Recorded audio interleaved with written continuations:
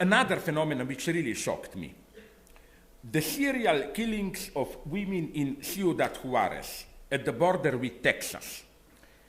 They are not just private pathologies, but a ritualized activity. I read 2-3 books at them and spoke with some of my Mexican friends. It's horrible. In Ciudad Juarez, there are thousands, this is the capital of this fast assembling industry. So the ideal working class there are young single women. And of course, this is an affront to male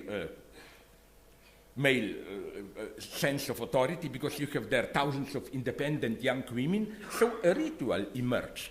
A certain number, up to 100 every year, are kidnapped, serially raped, and then slowly tortured to death in a way which is a little bit too tasteless even for me. Like first they cut off their breasts with scissors and so on and so on.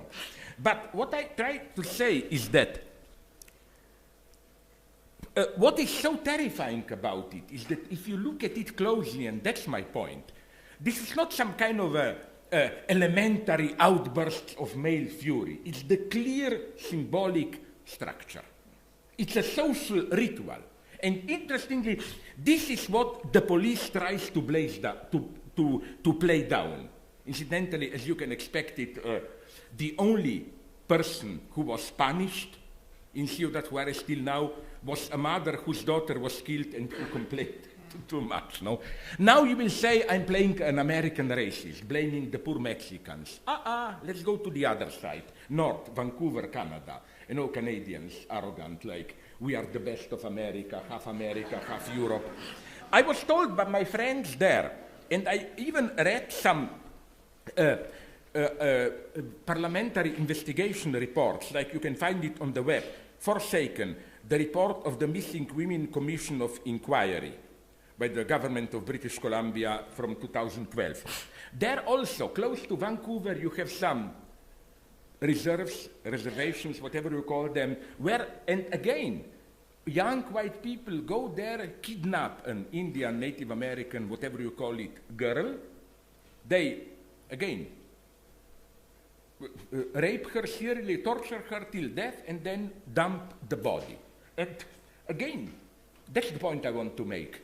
This became a ritualized activity. And what police investigation downplays is precisely this social symbolic ritual aspect. They systematically try to read it as family matter among Native Americans themselves. Like, oh, probably mother is a drug addict, father is a drunkard, and so on. You know, this dimension of group ritualized activity disappears.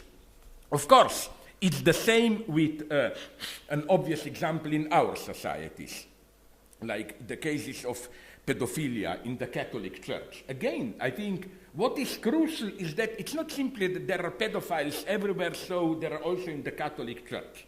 The problem is in what sense and to what degree pedophilia is a kind of what I called institutional unconscious, an obscene institutional secret ritual part of the identity of Catholic Church. And it's clear that it's like this for me from the way the Catholic Church in most countries reacts to it, in this immediately protective way, and so on and so on. So my first point is every ideological field is immanently, necessarily inconsistent. It has a certain set of rules, but also the way these rules are violated is codified, and you are even expected from time to time to violate in a codified way these rules. So to get an ideology, you must take into account both aspects.